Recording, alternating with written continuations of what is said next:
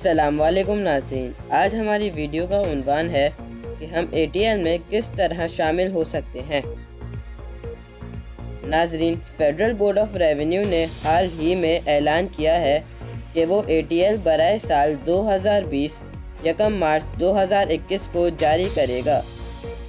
اس ATL میں ان افراد کے نام شامل ہوں گے جنہوں نے اپنے سالانہ انکم ٹیکس ریٹرنز برائے سال 2020 وقت مقررہ پر جمع کروا دیے ہیں۔ اس ATL میں ان افراد کے نام بھی شامل ہوں گے جنہوں نے وقت مقررہ کے بعد کمشنر ان لینڈ ریونیو سے مزید وقت کی توسیع کی اجازت لے لی تھی۔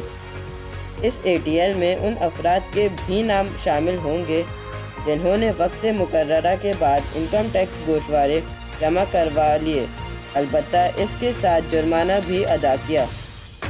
ناظرین، ATL میں شمولیت کے طریقہ کار بتانے سے پہلے یہ جاننا لازمی ہے کہ ATL کیا ہے۔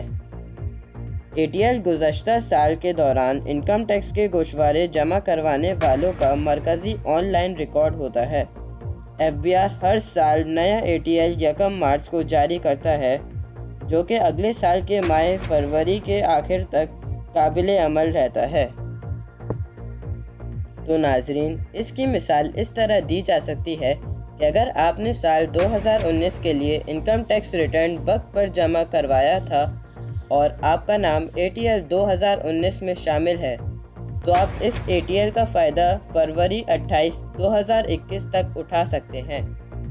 البتہ یکم مارچ 2021 سے ATL 2020 نافذ العمل ہوگا اور اس میں شمولیت کے لیے ضروری ہے کہ مقررہ وقت تک سال 2020 کے انکم ٹیکس ریٹرنز جمع کروا دیے گئے ہوں۔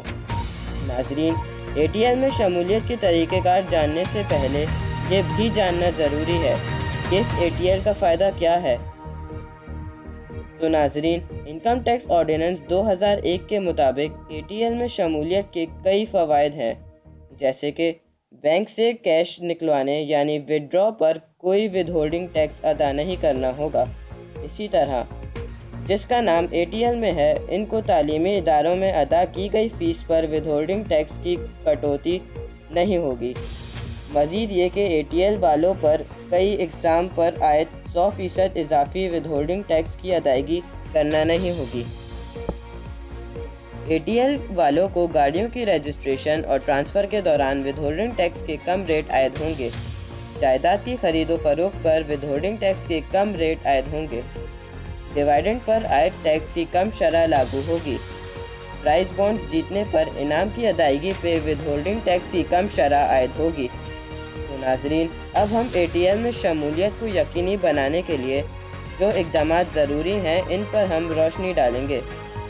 جیسا کہ آپ کو معلوم ہے کہ ان افراد کا نام ATL میں آٹومیٹکلی شامل ہو جائے گا جن کے گوشوارے FBI کی جانب سے دی گئے حتمی تاریخ تک جمع کروا دیے گئے ہوں گے۔